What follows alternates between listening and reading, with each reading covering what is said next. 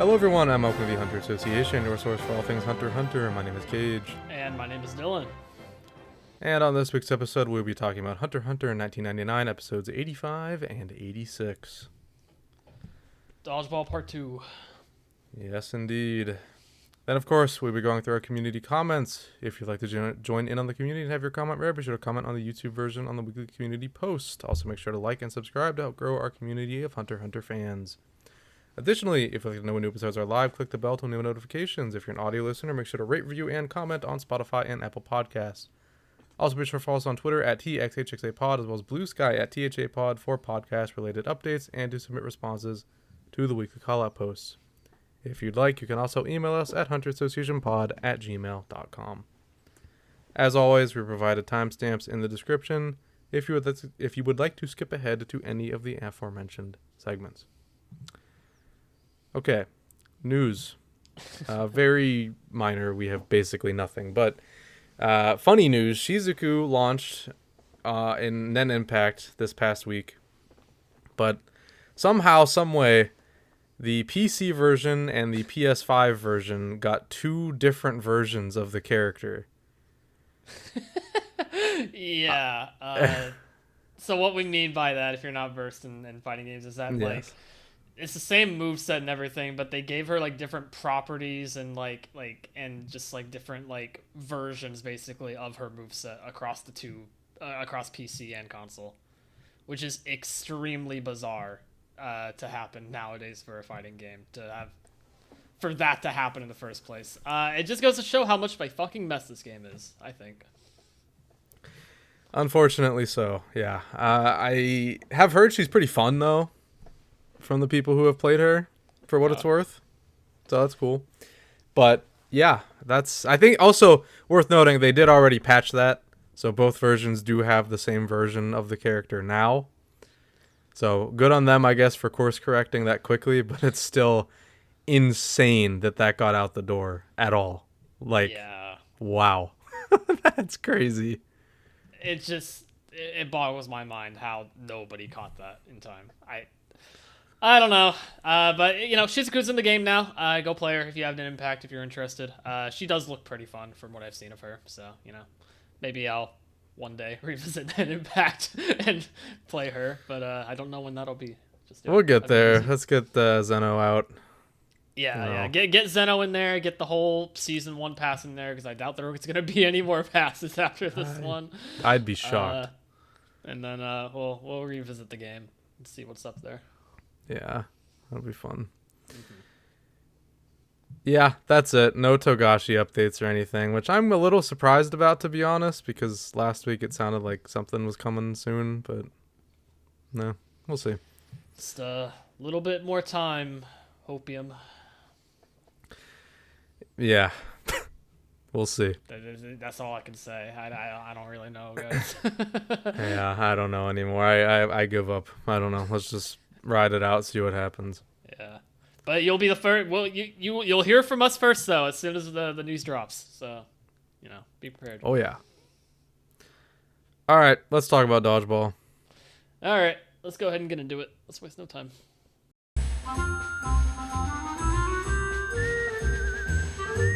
Alright everybody, welcome to our discussion on Hunter x Hunter 1999, episodes 85 and 86. Starting off, of course, with episode 85, John Ken Rock, which I think is a really cool title. That is a really cool title. It utilizes the X's in a really good way. I thought that was fun. So, we start off without the episode, actually. We're starting off with a new visuals for the opening. It's the same song, but updated visuals. Massive improvment, to say the least. Big improvement. Like, this is an actual opening now. Yes. Credit where credit is due. As much as we've been shitting on these last few episodes and just this final OVA series in general, this was a massive improvement, I think. Massive improvement. It still has the weird, like, flying through the sky thing, but what I like about it is they actually show them starting on the ground, so it's more clear that they're using, like, a company. So it does make sense now why they're just flying through the sky. Yeah, just the framing of it looks a lot better in general too. showcasing all the different like groups in the arc. It just looks a Yes. lot better, not against like a They're static moving. color. They're moving, they're animating. Yeah, they're showing like the parts of like the climax that we'll be seeing in the coming episodes, and it gets you a little bit pumped, despite Yeah. whatever qualms I might have with the ending part of Greed Island. Um, it's just it's an opening. It's doing its job finally. So I can appreciate that now. And the song has definitely grown on me despite my qualms with the last opening also. So just this is just kind of like icing on it at this point. It's kind of a whatever song. It does. I like it a little bit more now, but the visuals help a lot. And yeah, as Dylan was saying, it does show like all the big fights at the end, well, quote unquote big. It's just the fights that we're gonna experience at the end of this arc. And yeah, I'm not gonna lie, it actually did get me kind of excited to see them. It's literally the same shots of them we saw in the first version of the opening, but instead of them just being still images, they're actually moving and you know have It just has like personality animation. to it. Yeah, personality. They just look good. There's like the part with Bluesky where she's like beating the shit out of Yeah. whoever sub, and like the sun shining behind him. That looked awesome. I thought that was really cool. It looked really good, I thought. Yeah. So I was really happy to see that. That was a genuinely like good surprise coming out of this last batch. Also, I was like, hey, it had my optimism a little bit higher than usual going into these episodes for whatever reason. So, kudos for sure. Yeah, I was very impressed. I thought that was really nice. So, getting into the episode now, pretty much it's starting off. I can't actually really remember where we left off. Was he about to throw the ball? He was throwing the ball, Yeah, he and was the ball throwing was it, that's coming towards Gon. He used like cone or whatever, and then it just like faded Ko. to black. Or Ko, yeah. Ko. Yes. Okay, so we're picking up right there. And yeah, I mean, he gets blown back, ball goes up into the ceiling, and he goes into the wall. So he's out for now, but he'll be back. And right off the bat, I think overall this looks considerably better than the last batch. Like, even already. Yeah, I don't know what happened last batch. I don't think it improved by like a ton necessarily, but I did feel like it was more consistent in like in its presentation. Already, again, like you said, like right off the gate of this episode. Yeah. It just things just looked cleaner, just in like specific areas, like backgrounds especially. I feel like it wasn't as like distracting as the last couple of episodes were. And it's a harder thing to like quantify, but just the vibe of it felt better. It just felt more like what I expect from Hunter x Hunter compared to the last two. So I was, because of the jump in like the animation quality in the opening and just how generally I thought these episodes looked better. I was thinking there was some kind of gap in production with these episodes, but no. The last batch came out in March of 2004, and then the next one came out in April. So, no, definitely no gap They were at all all. worked alongside each other. Yeah. Yeah, I have no idea what happened, but whatever. Anyway, for now, Gon's just kind of reeling from that hit. His head's bleeding. And he gets up and everybody's checking on him like, holy shit, you just got your shit rocked, bro. Are you all right? It's like, no, I got this. No, I'd win. And he will indeed. Yes, he will. He will. So they talk it over and going, yeah, basically just says like, yeah, I'm gonna be the one that uses back. No ifs, ands, or buts about it. Back to the game. This is gonna be very, very weird for me to recap, admittedly, because I cannot keep track of the dodgeball plays in order, but Yeah. I will. These might be shorter recaps than usual. Like, Yeah. Out of consideration for that, just an FYI to you guys. I'm probably gonna do more broad strokes than play-by-play of this dodgeball game, especially on the fly. If I had written something before, then yeah, but I haven't done that for this entire run, and I ain't gonna start now. Not near the end. No. So yeah, basically I'll go kind of moment by moment. Our next big moment here, I'd say, is with Garenu, who steps up to the plate. This is his one moment to shine. God bless him. He throws the ball. Traumatized by Razor. Yeah. Him. Yeah, this is like the entire like instigator of this moment. Can't say he's not brave. Yeah, and for what it's worth, it is a cool moment. I thought it was actually sick. So he throws the ball at his gorilla, Black Garenu, and he uses its ability to swap the gorilla with Razor, actually.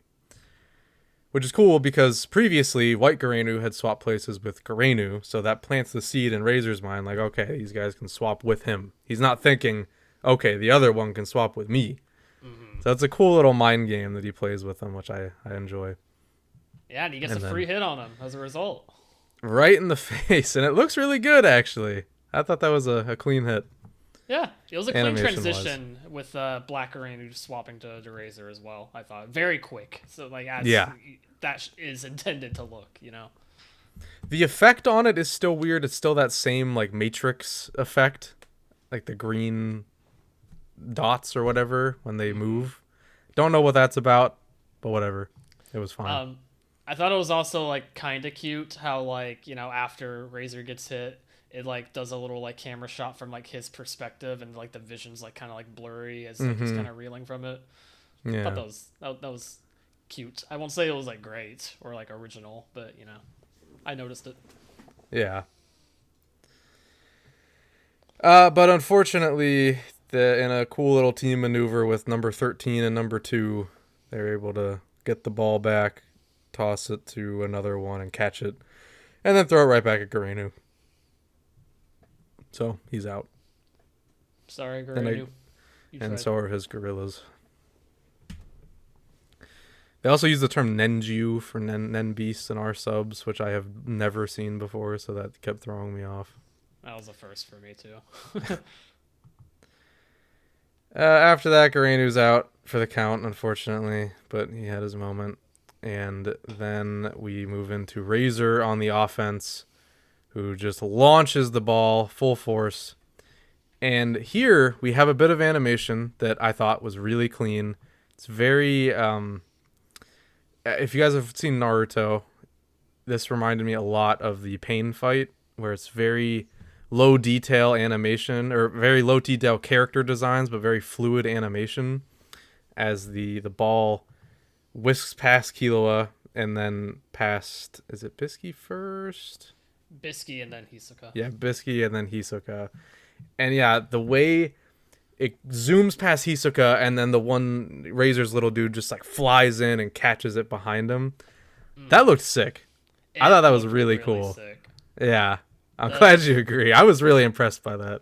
The framing of that entire scene was just really good. Just like the way like Killua dodges first, and then as soon as it beelines towards Bluesky and Hisoka, Bluesky like immediately like basically teleports out of the frame, which shows how like ridiculously fast she is, right? And then everything with like the little guy, like 5 I think is what it was. Yeah, 5. Hitting Hisoka and like the recoil he's experiencing from that. It looked really clean. I'm not gonna lie. I was very impressed. Yeah, that's the recoil too. It's like he's like swaying as he moves back. That was nice. That was good. Did like a little like Oculus slide like back too, like he's like catching the ball. Like also, I will say, aside from his clothes, Hisoka, his design looks a lot better. I think I don't know if it's just animation style or what, but his hair looks so much better than last batch. Yeah, I definitely something. I can't really pinpoint exactly what it was for me, but like something about it just screamed more like, yeah, this is Hisoka. Like, this is our guy. Yeah. Not quite not quite all the way there, admittedly, still, because the design is still shit for the most part, like the outfit. But yeah, it was cool. Good moment for it. Yeah, very cool moment. Then this, of course, results in Bluesky getting out because it hit her dress. which is still the dumbest thing ever. But it is what it is. That's it for Bluesky, kinda. She will do another thing later, but it's very minor. So then we move into, I guess, strategizing. They're just talking about how they're gonna score a point now that they have the ball. And Gon has the genius idea of having Killua hold the ball while he uses Jonken Rock to send it flying full speed. Pretty smart. Yeah, not bad. You know, you gotta fight fire with fire, right? With how much force Razor's putting behind that ball. So makes sense. So he does just that. It looks good, but as I will discuss later, I think they're really going too far with the Nen effects. It's very bright. It's that, and also I've said it before when he first used Jonken, and I'm really feeling it here in this match as well, where the voice direction for Gon actually like yelling out his attack is just severely underwhelming, I think, and kind of drags down the hype of these moments a little bit for me. That's fair. Yeah, it's definitely not as impactful as 2011. That's for sure. Mm-hmm. And I think the weight of that voice line like delivery really like sells like the this kind of like this moment and like this attack in general that Gon has been developing. But the way it's kind of yelled out here, which is just like John, Ken, who, you know, it's just like very like quippy, you know, but like I don't feel weight behind that voice when he says it like that, and so it's not as like believable to me as like, yeah, Razor's gonna like not catch this, you know. I don't know. Yeah. It's kind of nitpicky for me, I know, but it is something I was like constantly thinking about as it was happening. Yeah, that's fair. But after that, it does hit number 13 and gets him out. So that's a dub. That is a dub. That's a big challenge. Gon isn't happy with this, though. He's kind of frustrated at the fact that, like, you know, that barely got number 13 out. Just got him out of bounds, and he could have caught it, really. He's like, I need more power. If I'm going to take down Razor, I got to put more into it. So they, because I think it was because number 13 like tried to grab the ball or say he did something illegal, and that gives Gon's team possession of the ball after this. So they get to try again. They do the same exact setup, and they expect Razor to dodge or try to catch it or something, but instead he rebounds it like it's volleyball. Which is this fun. is like an even brighter effect happening for this one, by the way. Yes. I will have a lot to say about this once we get to the big climactic moment of this arc, or of this moment next episode. But yeah, I am not a fan of how this OVA does Nen. It's really ridiculous. So yeah, he rebounds it, goes up into the air, and they're like, okay, what's he gonna do now? Or wait, this is later. No. Wait. Yeah, no, he rebounds it. He like does a little like flip behind, you know, as he punts it into the air, basically, right? Yeah. Carried it into the air, and he's gonna go for the spike now. No, that's later. That's later. My bad. Yeah, that's exact. I was about to say that. Yes, but yeah. I thought that was coming up, but no, I forgot. He's No. gonna literally just grabs the ball from his bungee gum. Yeah, he probably would have. He probably was about to, but yeah. They don't call it out. But yeah, Hisoka grabs it from the air. That's what happens here. This causes Razor to technically be out, but then he just immediately uses back, and he's back into the match. So both teams have used back now. Yes. So even playing field, quote unquote. So this, I kind of want to talk about the pacing now. It feels right. I might as well bring it up here. So the whole game takes place over the course of 3 episodes total.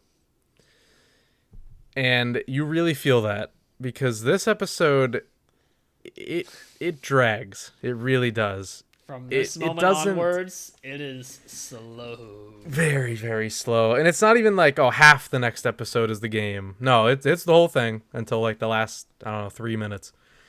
So every moment they just linger on it for so long, and then right after the moment happens, somebody's like, so you see what happened here was blah blah blah blah blah blah blah blah blah blah, and then they just like re-show the scene we just saw again.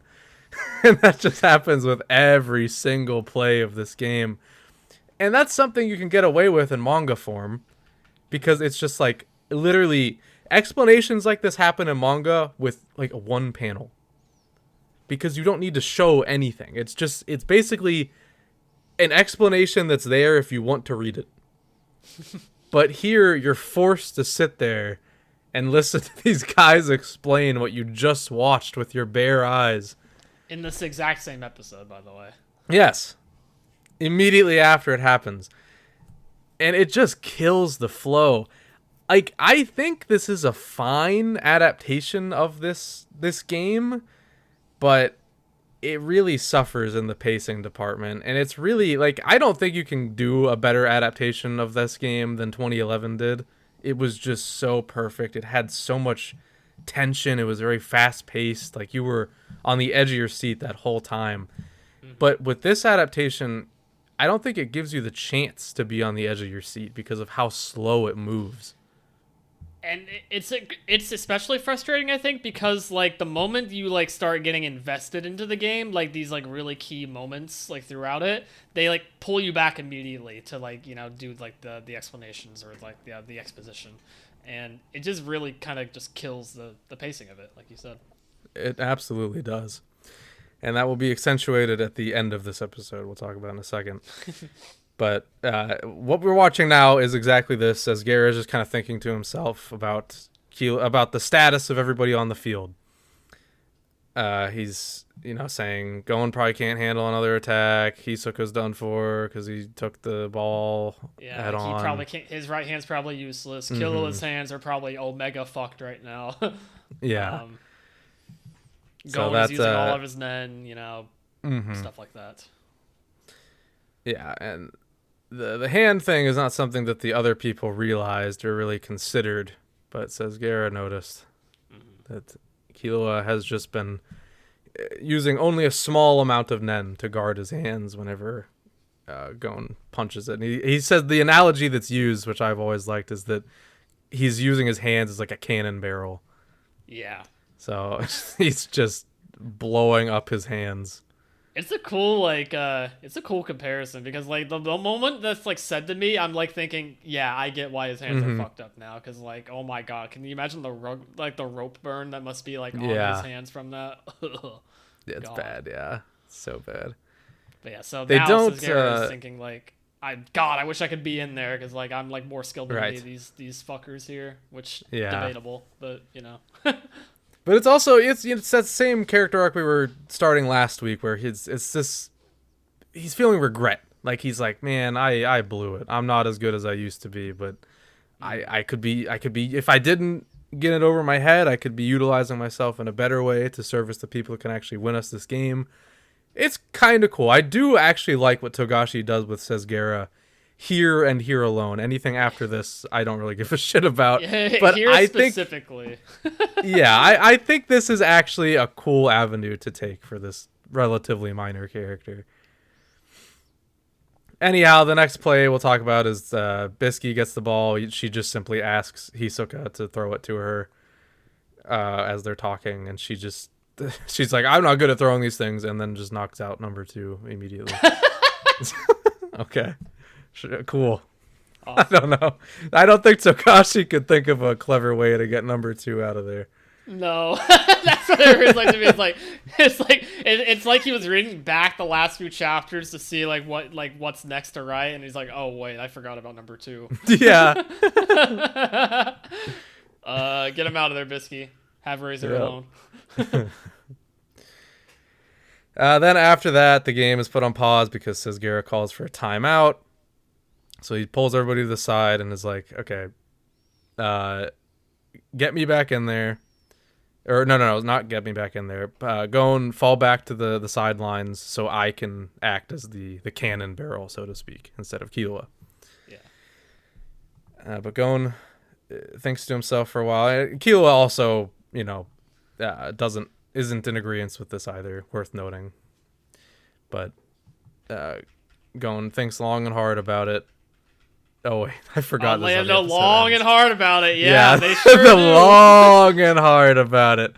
I forgot he doesn't answer the damn question in this episode. Holy God. Before that, though, I want to mention Bluesky pulls out Killua's arms after he gets called out on that, and oh my God, yeah, those hands are fucked. Yeah. Like it's definitely it's a different way to convey the damage than the manga in 2011 does, but it's still effective, I think. It's like rather than like torn to shreds and like a rug burn and stuff, it's just they're very bruised and swollen, which is still effective. Like you can still very clearly see, oh yeah, they're fucked up. Yeah, and it's still like believable, a believable enough effect to of how his hands would look, after taking the beating that they have. I need to say though, like as Bluesky was like pulling like his arms out of his pocket, and like there is just kind of like a wide pan shot of the entire group, I couldn't help but notice how Gon is literally just like staring out into space the entire time this is happening. He is, yeah. He's really thinking. Which is, that's the intent, but it just looks, something about it looks really goofy to me here. I don't know. Like he's just locked in. Not even aware. Yeah, pretty much isn't.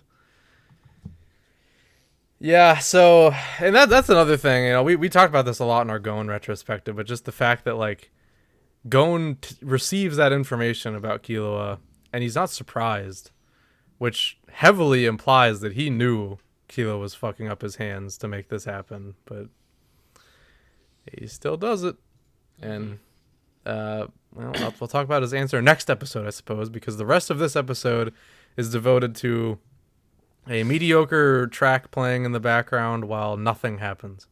This and the next episode really highlights to me how shit the soundtrack is in this OVA series. It's bad. It's bad. It's awful. Awful stuff. It just none of the tracks ever fit the mood of like what is actually happening on the screen, and it pisses me off. But especially here when it's like, the most like nothing burger track of all time, and it's trying to make you think like it's a really tense, suspenseful moment of like what Gon's going to decide here. But like it does the opposite effect, and also the scene lasts for literally over a minute long of just like panning to different people looking at their like blank canvas reactions to what Gon is going to decide to do.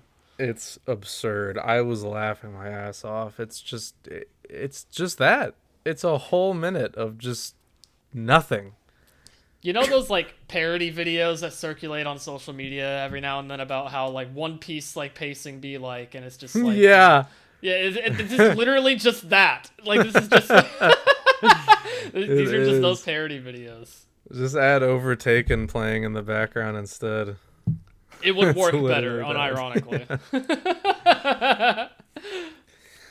That's that episode, and then we end with the new version of the ED, which again, it's the same song, but new visuals. So... The visuals got downgraded here, I think. It's interesting. It's pretty much the same idea. Like, the last ending visuals was also just a still image that zoomed out. Well, this one isn't zooming out. It's just, this one's a still image that is slowly pieced together as the JPEGs fall into place, or the PNGs. Yeah. Of two characters that are not relevant to this arc at all. So no, they're not even there. In fact, they start with Leorio. When this first starts, it's just Leorio for like a solid, I don't know, 5 seconds or more, maybe. No. It was like 30 10 seconds. Of just Leorio? Yes, of just Leorio going into the background. It was egregious. It's so funny. It's just like, why are we just looking at Leorio? What is this ED? When I first saw it, I was like, what's the vision here? What is this? What are we doing? Just Leorio. That's it. Oh my God. I would love to see an edit of the whole song, the whole 1.5-minute song, where it's just Leorio, nothing else.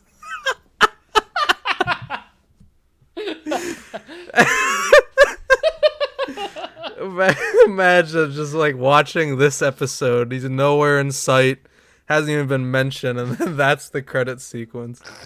Just slowly fading in.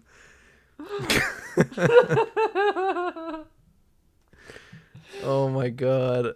Anyway, though, the other people fall into place. Obviously, it's Kurapika, Kilo, and Gon in front of this, like a graffitied wall. It's a cool illustration. I actually really like it, but the road to get to the finished illustration is just boring. Like, it's literally just PNGs sliding into frame very like, slowly. It's like a graffiti wall background, by the way, which is like, why? Like, I don't get it, but whatever. It's cool, I guess. Whatever, I don't know. Boring visuals to me, so definitely a downgrade in my eyes. At least the first one, like, although it was like little animation to begin with, there also it at least had like personality to the drawings. But like, it feels like they just kind of took like stock images of like official art of the characters and they just kind of keyframed it, and then boom, that's the ending. Here. Yeah. Whatever. I don't know. It's fine. I guess it's nice to see Kurapika and Leorio again, because Lord knows we won't see them again in this show.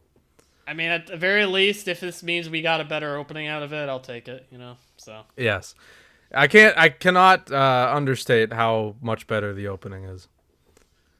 So I'll take it. Mm-hmm. All right. Anyways, the first episode, overall, it's a mixed bag. I don't know. Like, there were good moments, but the pacing was really whack. I don't know. I'm kind of two minds. It was an okay episode. That's kind of all I can bring myself to say about it. Yeah, I mean, it was better than the first episode of this game, so like, I can't really complain that much. Yeah, and they did the moments I wanted to see. They did it, and they looked good actually. So I really can't complain. It's just the pacing that was really just glacial, and then the repeating of events and over-explaining in the most boring way possible. Just it had a presentation issue, I guess. Yeah, but definitely at least a somewhat noticeable upgrade animation-wise and just quality-wise. From the last batch, so I will give it benefit of the doubt and be like, not benefit. Yeah, benefit of the doubt isn't the right word here, but like, I'll give some credit where credit is due. Like, this was much more enjoyable to me, but yeah, the pacing was just glacial. And I wish that wasn't the case, but that is just kind of a 99 staple, no matter where we've been at in this series. So, yeah, that's true. Comes with the territory, I guess. But yeah, okay episode. In my eyes, anyways. All right, that brings us to episode 86. Unite, Impact, Bungee Gum. Cool. Okay. Yeah, cool. We know what we're getting. All right, so we start off with even more stalling on Gon's answer, by the way. He takes like a whole minute into this episode to answer Sesgera's question. He ends up saying, though, that nobody else can do this but Killua. I need Killua. He's the only one that can do this. And Killua just kind of looks at him. And I thought this moment was not good because the look on Killua's face as he says those words does not convey the emotion he's supposed to be feeling. It's a very, like, whatever expression on Killua's face, I feel. It's very neutral.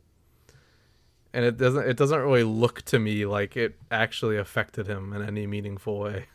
I mean, like, I can stretch my mind to where, like, that is, like, an appropriate reaction from Killua, but I see what you mean in that it could be conveyed a lot better.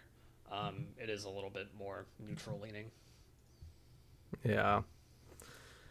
But anyhow, Sesgera gives up, just goes, sits down and rests. And now they all head back. All right. So yeah, whatever. Go ahead. Go get them. So now we got the main three up in the court, Gon, Killua, and Hisoka, getting ready to now receive Razor's ball. What a sentence. Yeah, someone clip that out of context.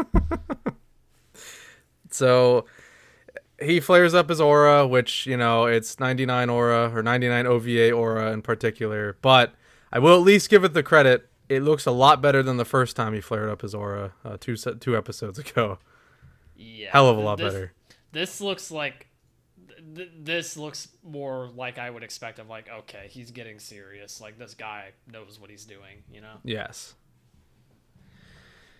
So he throws the ball up, which is such a crazy move in dodgeball, and spikes it like a volleyball, while our boys on the other end are gearing up in their iconic position.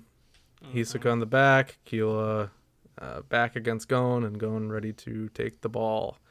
However, you can barely make out any of that because the light is so ungodly bright. I was stunned, dude. I wanted to make this like the thumbnail or something, but I was like, bro, it's just purple. I can't. It sucks. I don't want to put this in a thumbnail. It looks like shit. Nobody would click on it. It's just pure purple and pink, just flashing in your eyes with like a kind of like spiral pattern of white happening. Dude. You can barely see the characters. What the hell? I was so sad. It is. I'm looking at it right now.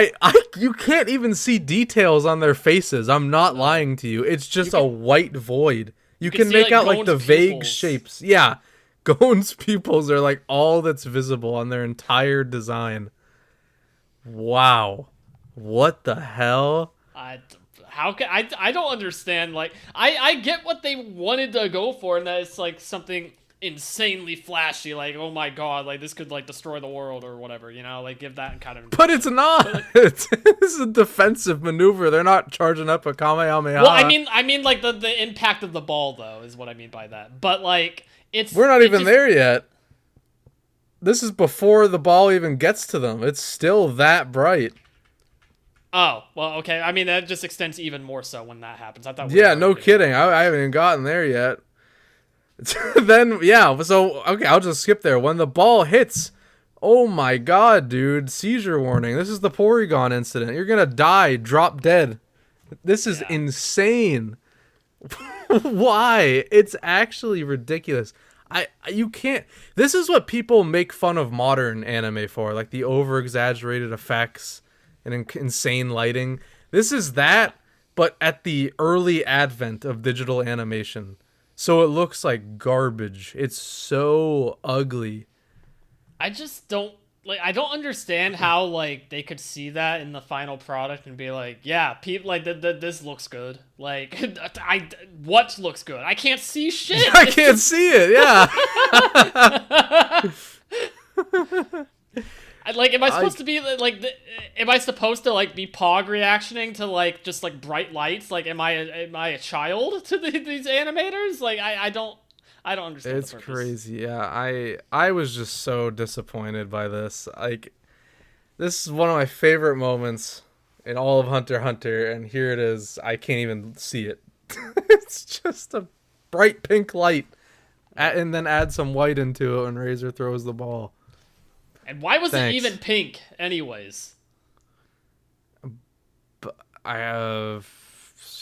Can someone answer that for me? I guess bungee gum, but I guess, but like,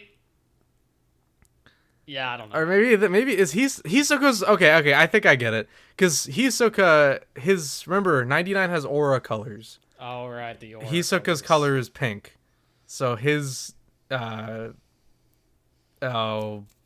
or whatever, the defensive Nen was enveloping them. So I guess it's just to show that his aura was the biggest. But sure, not necessary. I look at 2011. Look at how they did it. That is perfect. No notes. That's how you do it. This is just an overuse of effects. This is just throwing up colors on a screen and calling it a day. It was disgusting, and I was severely disappointed. I can't believe that that's really what they went with. They actually looked at that and gave it the stamp of approval and sent that out to store shelves. You Amazing. can't. Why would you make the animators had to draw that, by the way, before they put all the effects on it? You think they're happy that all of their drawings are covered up by pink lights? Whatever. Anyway, of course, after that, they do receive it. By the way, they catch it and they're good. They got it. They get the ball, so it's in their hands. But immediately following that play, they then have somebody on the sidelines explain the entire thing, because of course they do. And then they gear up for the final Jajan-Ken, even though it's not called that yet. And we get the iconic moment where Gon flares up his aura a lot, the most we've ever seen, and everybody's looking on like, holy shit, that wasn't his full power.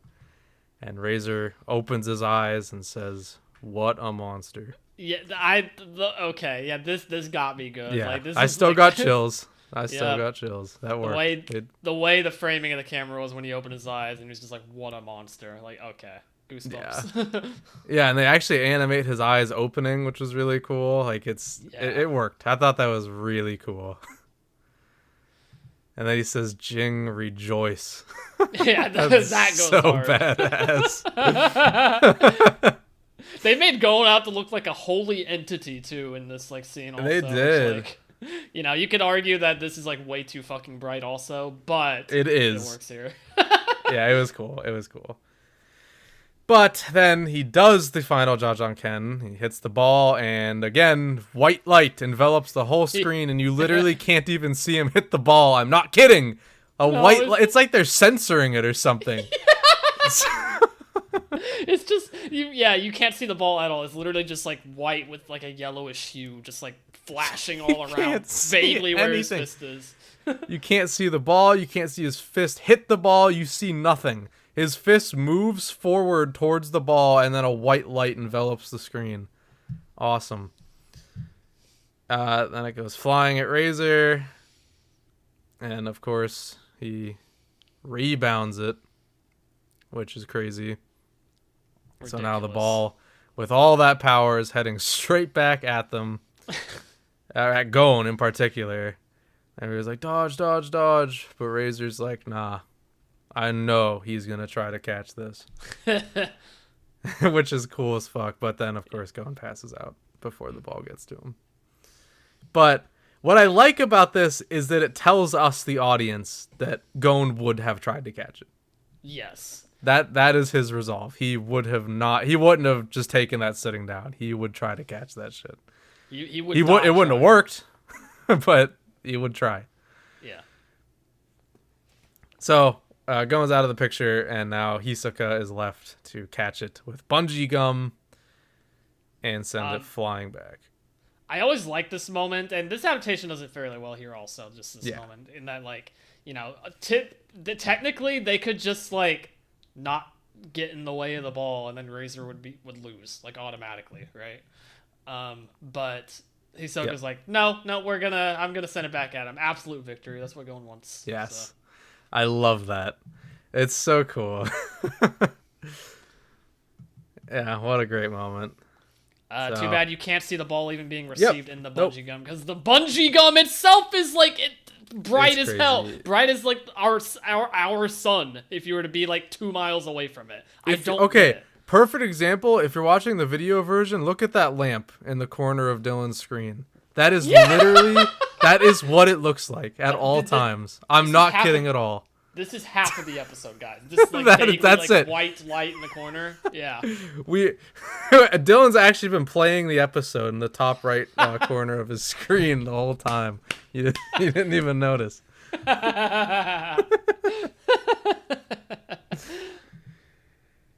Okay, so ball goes back. Razor's like, hell yeah, let's go. Catching this shit. Or he's going to rebound it again, actually. He wants to do a volley, which, honestly, I wish we could have seen. That would have been so cool. Yeah. Just keep going. Like, what momentum, what Mach speed can we get this thing to? But instead, Hisoka cleverly puts his bungee gum on the ball, and it sticks to Razor, so he can't rebound it, and instead it just forces him back out of the ring or whatever, the court. Dude, as much as I like to shit on the sound effects of this OVA series also, or just like 99 in general, they nailed like the rubber squeaking on the floor as They Razor's being did. pushed back. That was like nails on chalkboard to me. I was like, ugh, like that's accurate. Oh my god. Yeah. I thought that was actually pretty rad. They did that really well. That whole scene, good, except for the lighting. The white Yeah. light was ridiculous. But Down to his shoes literally being burnt off from the friction. yes, really cool stuff. And of course, Hisoka delivers the iconic line that bungee gum has the properties of both rubber and gum. So they win. They did it. Good job. Then Hisoka looks at his fingers and they're like completely wrecked. It's like that one SpongeBob episode. Yeah. And he's just like, oh, well, I guess my fingers are fucked up. Yeah. I'll fix that later. No biggie. Yeah. What a freak. And then Gon conveniently wakes up after they win. He's like, huh, what happened? Then Razor approaches and he role plays about leaving the island, even though that he's not going to. It's just the game, whatever. And then he tells Gon to talk to him over there about Jing. So they talk, but before that, also there's a little scene about Bluesky looking at Kilo's hands, which are insanely fucked up, obviously. Mm. And then we see the conversation between Gon and Razor, where he comes clean about how he was once a criminal as well. Killed just as many, if not more, than Bopobo. There's our Bopobo mention for this episode. Yes, he once again mentioned he cannot stop. He's on a streak. He is. He's gonna rival Owl's streak one day. Dude, honestly, we've been talking about him so much, I can't even believe it. It's been like the past month we've talked about him. It's wild. It's Bopobo month, guys. Bopobo month. We should not be celebrating that, man. No, we really shouldn't. He's bad. But yeah, he's just telling him, if you want to hear about this in more detail, go check out our Razor retrospective from last week. Oh, Hey. plug. But yeah, he tells him how much Jing means to him, how he taught him that, you know, anybody can be redeemed. Basically, there's always hope in a person, no matter how small. And we then see the flashback of Jing telling him about Gon, how he'll one day come to the island. And Razor's design here is really something. He looks extra chopped here. I'm sorry. Yeah. Oh my god. we came to the realization last week that yeah, his initial haircut was rough, but wow, this is I think even worse than what we saw. Why is there like a perfect like middle like line of his hair that's a different color than the rest? I don't know. I guess he shaved it, just that part. It's like a half mullet, but then like anime spiky hair at the top. I don't know what the hell this is. That is truly a hairstyle you will only find in anime. Yeah. And then we get our first like real look at Jing, like up close and personal, speaking like in real time. Mm-hmm. And my god, does he look like Yusuke in this version. It's insane. I actually Like, had the exact same thought when I saw that. Like, oh my god, that's just grown up Yusuke. It's crazy. He's always been designed to look like an older Yusuke, but something about this, like 99 doing it right here, like I just have it paused on this frame and I'm like, that's Yusuke's smile. That's just Yusuke. Like straight up, it just looks like a Yu Yu Hakusho screenshot. This is a confirmation that Yu Yu Hakusho is connected to Hunter x Hunter. Yep. There you go. But yeah, he tells Razor that one day, you know, his son's gonna come here. I want you to go all out. I'm counting on you, Razor. Classic. Then he flash forward to Razor talking about his past. This is an original scene where we actually see his past. I don't know if it was necessary. No, I could have done without this. It's interesting to see a young Razor. Like, they just designed that for this, I guess. Also, they had a note of like, look at those worthless eyes. Like they're pointing out that his eyes are like weird compared to everybody else, which I thought was interesting to say the least. Yeah, it's very weird. I don't know. This was not needed at all. I actually kind of think it detracts from what Razor says a little bit, because I just like hearing about it and implying like, okay, this terrible past he has, and then hearing what he says about Jing calling him by his name.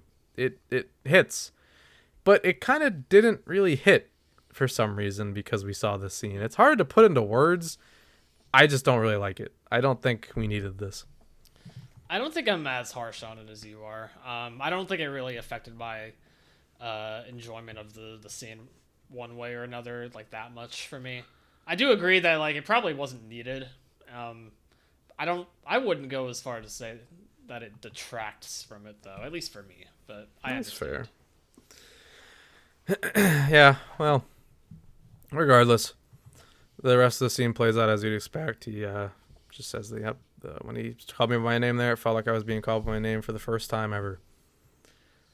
Very cool. Yep. So just tells him a little bit about Jing and sends him on his way. And that's the end of Razor. Pretty good. Yeah. I thought I liked Razor in 99. Yeah, I no complaints about like Razor and like his voice actor and his design or whatever. Probably the most consistent part of that entire Dodgeball game. Yep. Razor. So could have been worse.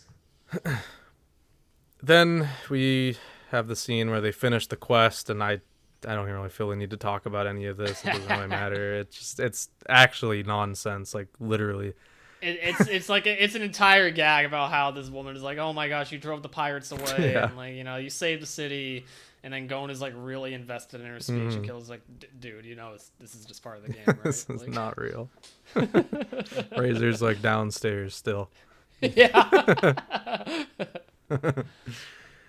And then after that, they get the card, the plot of beach, and Hisoka parts ways.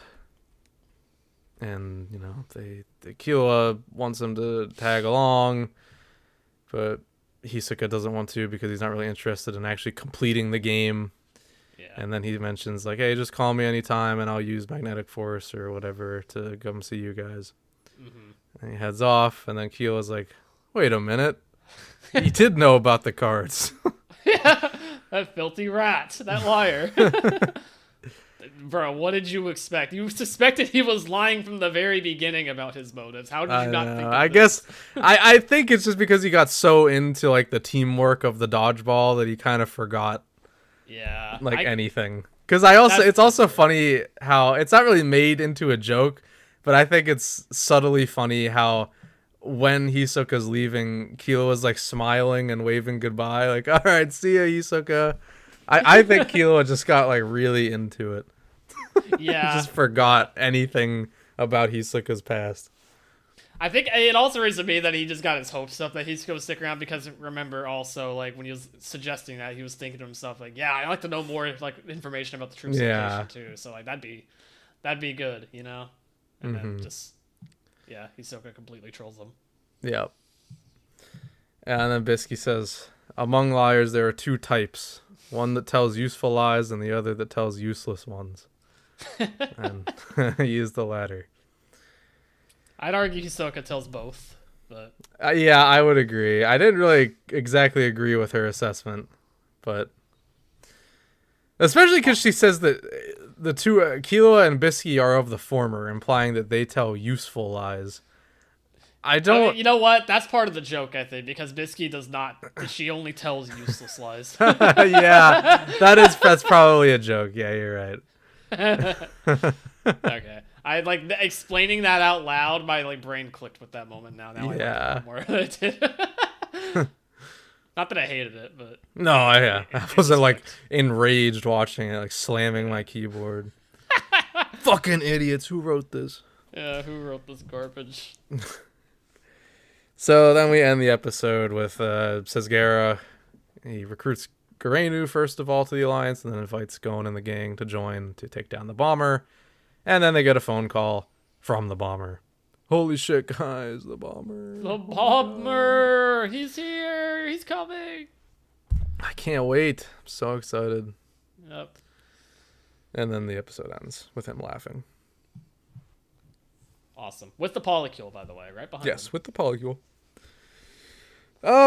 Pretty okay. It was, would I dare say good? I don't know. The lighting is a big detractor. It did okay. Animation wise, I thought it was actually really solid. Like in terms of the movement of the characters, and they got the big moments. They were animated well. But whoever was in charge of VFX ruined everything. Because behind all that noise is really fluid and good animation. You just can't see a damn second of it because of all the lights. And that kills me. It's so frustrating.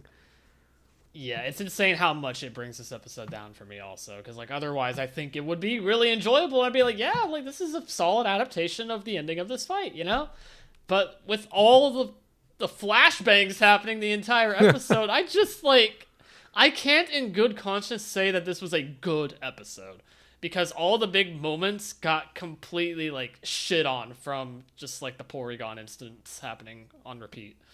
So I think it's just another okay episode to me, and that I can acknowledge that there was a lot of there was a solid amount of good within both of these episodes of this batch that we're talking about today. But it was nothing outstanding, and a lot of it does just come down to the VFX were just incredibly distracting, alongside with very like odd pacing that kind of brought down the match as a whole as well. Yeah.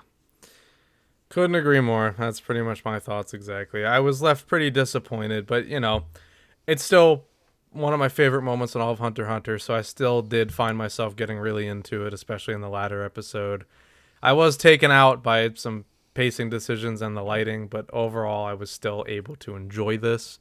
Just, it made me want to watch the 2011 version more, which is not really something you want. But I mean that is unfair because obviously the 2011 version did not exist when this was made. But it is what it is. It's an important comparison piece. Like we get some flack sometimes about how much we compare things to 2011, but like I think it's worth bringing up a lot of the time just to showcase how like things could have been handled better even for the time of which this was released. And I feel like there was definitely a world where we didn't layer so much VFX on these moments way back in 2004, and it would look so much better if it was just that one little thing adjusted. Yeah. That's not even a slight on the animation. In fact, we've been saying good things about about the animation of these episodes. It's just all hidden for the most part. So, I don't know. Yeah, and it's especially easier to compare them now because this is digital animation now. This is literally the same tool that was used to animate 2011. It's just a different era, which, does make it a little unfair because the technology was in its infancy when these episodes were made. So they're experimenting. They don't really know what they're doing yet, but I still think you should just have the creative eye to be able to see that what you just made, all those effects you put on that aren't good. But I guess they were just really into it. I don't know. It was a different time, and it shows. Oh well, it is what it is. Yep. All right. Well, I think that's all we got to say about this. So let's go ahead and see what you guys had to say. Yeah, let's get into it now. Okay, now it's time to read what you guys have to say about Hunter x Hunter 1999 episodes 85 and 86. Use a reminder, if you want to get in on the fun discussing any given content week to week, make sure you keep an eye out for the YouTube community posts, as well as a call-out post on Twitter and Bluesky. And, of course, you could always email us your thoughts at hunterassociationpod@gmail.com. First up, I want to say I apologize if my reading comprehension is a little out of the loop for community comments this week. I've had a very long day today. But we're starting off with Milu Kitty's comment from Bluesky. Hi, how are you guys? I'm spending my Friday night watching these. Again, I've had a very long day. I actually went to a One Piece tournament today, 2 hours north of me, and recording same day. So I've been awake for a while. Yep, you sure have been. How have you been, though, Kaige? I'm fine. Didn't really do much today. Not bad. Nothing to note. Episode 7. Oh no, Gon is bleeding. He sure is. Yeah. Not for long though. They have a weird habit of just wiping away the blood effects after like a scene or two on these characters. Oh, and he puts on the bandana. Okay, yeah, for Gon that makes sense, but like with Hisoka, he was also bleeding after like Yeah, the first hit, and then that's true. Nothing after that. Yeah. I can respect the person who said they were a Garenu fan last week. I do respect that opinion. It is an interesting one though. Yay, Hisoka's useful. Bluesky, on the other hand, I'm still pissed off that was her whole part in the game. It's unfair. I know, it's such a bummer. It's just the classic Togashi-ism, I guess, of just like not wanting to like blow his load early on a character showcase. I guess. I don't know. Gon is upset. This part of the episode is weirdly paced with all the commentary from the people who are already out of the game. I can't believe they haven't shown any damage in Killua's hands, even when they have made the effort to show them inside the pockets. Even after explaining, they must be in an awful condition. Every frame they appear, they look as normal as always. Why? Even Hisoka's hand with the 2 broken fingers was showcased in a little more clarity. I can understand why they hit it before explaining it, but why do they seem untouched until Sagasgara times out and Bluesky pulls his hand out of his pocket?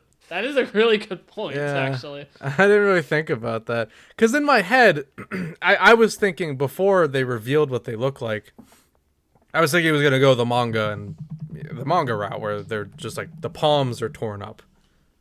So you don't have to show it really. You just avoid showing the palms. But then whenever they do reveal the whole hand, it's like, oh, no, you should be able to see that at all times. But, yeah, you just weren't. It is interesting. Yeah, I that's a really good point that I didn't really think about, to be honest. Oh, yeah, they're all bruised and swollen, but 10 frames ago, they were white and normal. Make it make sense, huh? Yeah. I don't know. I don't know. Who could say? Episode 8. Now his hand doesn't seem as bruised anymore. Why did they change the colors of it from one episode to another? Did they really change the colors of like the bruising? Maybe. I don't know. Wouldn't be surprised. If they did, I just legit didn't notice it, or it was like subtle enough to where I couldn't notice it. But wow. Okay, that is something if that's true. It has to be Killua moment. Aw. It is sweet.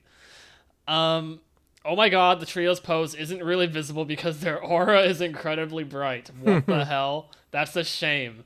In the explanation Razor gave, they increased the light exposure, so the screen is basically white at this point. I can't see nothing. What is going on? Glad we're not the only ones. There's gonna be a reoccurring theme, I can tell. Yeah. Oh my god. Whew. Hisoka's having so much fun, he can only smile. Yeah, bungee gum. Did you know that bungee gum has the properties of both rubber and gum? Razor didn't. True. He did not. Jing has blue eyes. Well, that's new. What was his color in 2011? Like his eye color? Let me find out. Brown. Brown. Oh, wow. Okay. What color are Yusuke's eyes? Also That's brown. Oh. Wow. So, interesting. Yeah. I was like, wow, maybe that's why 99 looks more like him. No. In fact, 2011 should look more like him. That's funny. I wonder if they will address Killua's hands in the next batch. This was fun to watch because I love the story deeply, but I have to admit it's a low-quality production, sadly. That's an efficient way to put that, I think. That is very efficient, yes. I would have to agree. Thank you for your comment as always, Mila Kitty. Appreciate it. Yes. Next up is from no, wait, hold on. Let's math. Damn. Let's mat the blue bulla. I don't know, man. I'm sorry.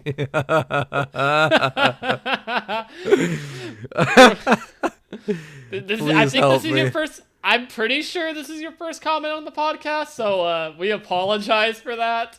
If we mispronounced your name there. We definitely did. Okay, here we go. I just clicked on his profile on YouTube and it's separated. This is his name. It's Malatse Mathebula or something like that. Okay. That's presumably your name. First and last. I'm sure I still said that wrong, but that's probably closer than whatever the hell I said before. Please YouTube correct us. usernames are really weird to read sometimes on the show, so sorry about that. Thank you, though. He says, I honestly think that this was the best animation that Nippon Animation has done. Maybe it was a little flawed, but the scene where Gon was charging up his 10 made him look like a Super Saiyan. It did, actually, yeah, the yellow aura. Yeah. By the way, I can't believe Genthru killed everyone in Gon's previous team just to mess with him. He's really crossing the line right now. But the biggest shock to me was finding out that the NPC was the girl in the Subo Coast Guard all this time. Can't wait to see what happens next, despite the bad animation. Also, I've noticed that 99 is more honest and canon when it comes to Razor's design.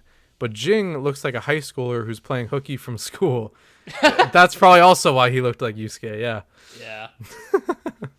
But honestly, he still looks good. Yes, I agree. High schooler who's playing. That's really accurate. That's pretty accurate, yeah. It's weird to see him without any facial hair. That's definitely what sets him apart. That threw me off for sure, like the most out of anything, I think. Yeah. Yeah, thank you for your comment. Yes, thank you. Please correct us on your name. I feel bad. Yeah, please do it. That goes for anybody as well. If we mispronounce your names at all and you would like that corrected, just let us know. We'll read it. Next up, we have a comment from Infinite Shadows. Hi guys, how has your week been? We kind of already talked about it in the Milo Kitty comment, but week's been pretty good. Pretty good. Yeah. Can't really complain. We are finally at the halfway mark of Greed Island finale, and for surviving this mediocrity, they have awarded us with a vastly improved opening that isn't utter garbage. Yes. So true. It still isn't amazing or anything. It just shows characters on a mostly static background, watching Team Scalper plus Bluesky use the company to go somewhere. Yo, Team Scalper mention. Let's go. Love that. Then near the end, it actually shows some competent animation with the gang fighting the three schmucks. Killua scene being my favorite. Yeah, I meant to talk about that too. Yeah, the shadow walk looked really cool in that part of the opening. I loved that. I think a big part of in that part of the opening, why that in particular works so well for me also, is that I think like I mentioned earlier that like the opening itself was kind of growing on me, but I think more like out of everything in that opening song, like the bridge leading into the chorus is like what's sticking with me the most, and that's what's playing during those scenes there. That makes sense. After that, they land in rocks. I legit have no idea where they are, and the logo looks kind of ugly. True. The logo's always looked kind of ugly. Yeah, in 99 it does. Overall, a massive improvement. It's just unfortunate that this is the best animation we'll ever get from this OVA. Yeah. All right, episode time. Episode 85/7. The match continues, and I will say the impact of the ball hitting Gon looked all right, but the hole in the ceiling looks so off. It looks like they got a PNG of a broken hole and pasted it on the frame. They probably did. Wouldn't doubt it. Later in the game, when Hisoka catches the ball with bungee gum, it looked pretty good, and Bluesky gets out pretty unfairly, if you ask me. Indeed. To be honest, I'm running out of things to say about these episodes. The game is presented so boringly, and none of the shots have any impact. Not even Gon's John Ken balls have any impact. The ones that are supposed to have the most. One of my favorite parts of Hunter x Hunter reduced to a mere slideshow of boredom. I don't care about anything that's happening because they haven't given any effort to show that they care about the material. After 21 minutes of ambivalence, is that how you say that? I actually have never said that word out loud before. The episode finally ends. Yeah, I mean, it's not a great adaptation. And again, a lot of it comes down to the pacing. And then again, like kind of how I was talking about with Kaige earlier, just like I don't feel as much impact behind these big, powerful shots of these dodgeballs as I do in 2011 or even the manga. So, I don't know. It's just unfortunate to me. Episode 86/8. Unfortunately, we have another episode. I just want to cut it off right there. Yeah. The aura building around Rosar actually looks pretty good. All But I right. can't say the same for the spike. It just looks really choppy. Yeah, Yeah. it's true. Yeah. To have a good defense, Gon, Killua, and Hisoka team up in the most anticlimactic way possible, and the sound when Gon is holding the ball sounds so bad. The sound, I can't actually remember. I watched these episodes yesterday. I can't remember if that sound stood out to me or not. I should have taken notes on these. A sound that episodes, did stand out to me that I meant to mention though was the footsteps when Gon and Razor are walking away, like to talk. The sound of them walking on the court is so damn loud. It's really funny. Like, it's just so exaggerated. I mean, I guess they're in a gym, and there's a bit of echo in there, but It's damn. a bit much. Yeah. I actually didn't notice that one, so good show for that. And Rosar, what did I tell you about opening your eyes? I thought it was effective in that moment, but fair. Yeah, I think that's a warranted eye-opening moment Yeah. right there, seeing that beast in front of you. Mm-hmm. After I saw the punch, after Gon builds up his Nen, I turned into Hisoka after Corlo says he can't use Nen. Hisoka reminds us one more time that bungee gum has the properties of both rubber and gum, and the cesspool of a match finally ends. Wow, you are so harsh on this. Holy shit. I mean, I get it. But I'm not that harsh. We finally get to see Jing in all of his deadbeat glory as we say goodbye to Rosar. We also say goodbye to Hisoka, and to end the episode, the Losers Club gives us a late night call. We'll call them losers, man. Oh yeah. Is this gonna be the last time we see Hisoka? I think so. Okay. It depends on how much more they show of the troop in these next few episodes. But I think we'll see him again briefly. I think he shows up one more time in this arc. Unless they cut it. They might cut it. I don't know. I guess we'll see. Well, we'll see. I wouldn't be surprised if this is the last instance. So. Yeah. I guess I'll talk about the new ED visuals. They're fine. Honestly, I like the first version better, even though I think it had less animation. I'm sorry if it sounded like true. I was... Definitely not true. I'm sorry if at least the little dice was rotating the entire time. Yeah, that was at least animated. Yeah. This new one is literally just taking the stock images of official artwork from the anime and just sliding it around in keyframes. That's it. That's all it was doing. I need the Leorio cut. Yeah. Just cut out the rest of it. Just have only Leorio pan in. That's it. I'm sorry if it sounded like I was miserable talking about these episodes. I was just really grasping at straws for things to talk about. I do like talking about Hunter x Hunter, I promise. I believe you. I believe you, and you've left plenty of good comments before on that show about that. So, I get you though. These again, there's not a ton to actually say about these couple of episodes in particular, other than it has issues, Mm-hmm. But even those issues themselves, there's not a lot of layers to talk about with other than it's very bright, Yeah. And the pacing was bad, but yeah, we covered all that already. Obviously, though. Thank you for the comment, though, Infinite Shadows. I appreciate it. All right, next up is from Insert Name, who says, on the whole, I think the best way to describe this section and the previous batch is not helping its material. It is showcasing the bare minimum to convey the material present in the manga. It is not giving it time to breathe, nor the consideration needed to adapt it to a visual medium. Okay.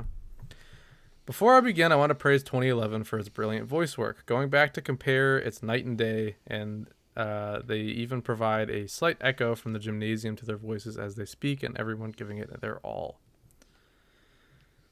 That's cool. It is really cool, actually. I didn't know that there was a slight echo in the voice work there in 2011. Yeah, me either.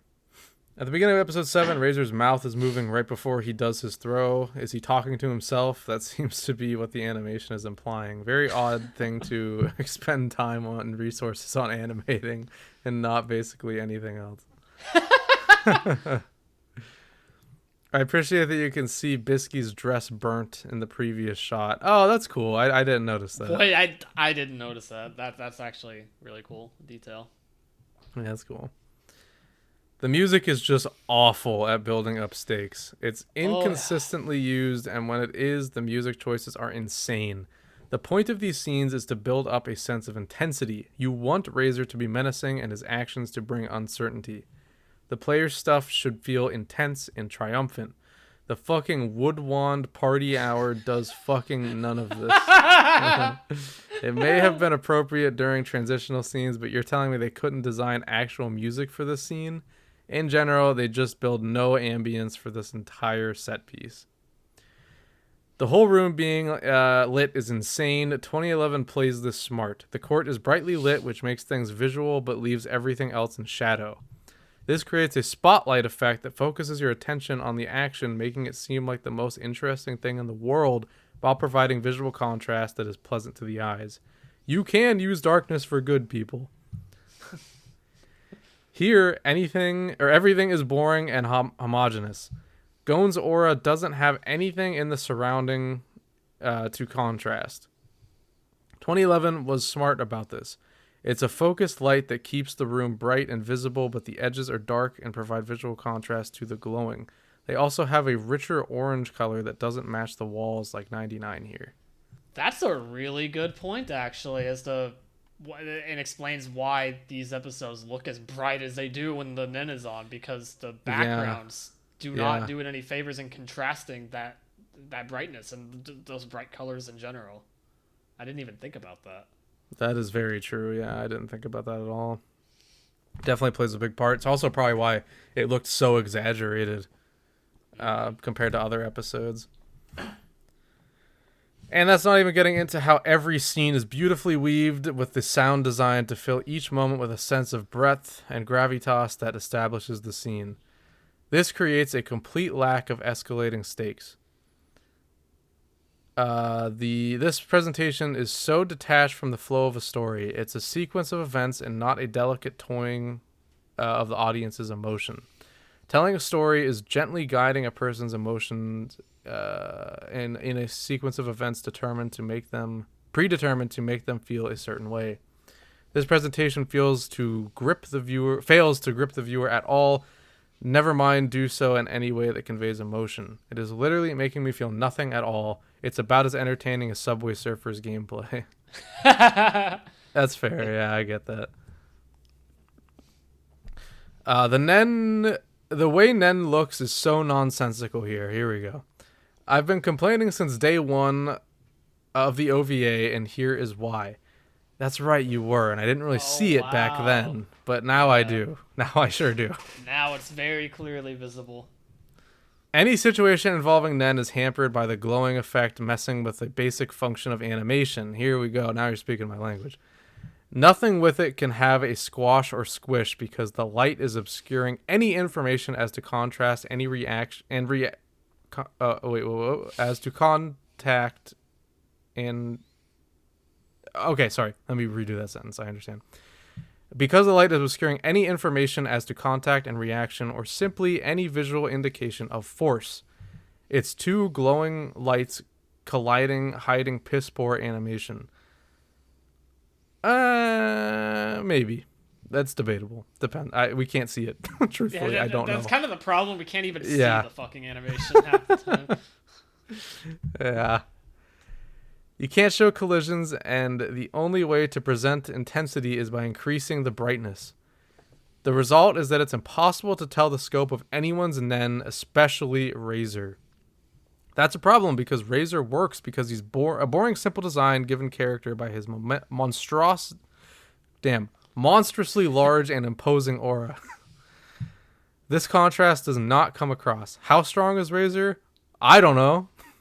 How much Nen is any given attack? I don't know. What's happening behind the casting of Dazzle and Gleam? I don't know. I stopped paying attention about halfway in.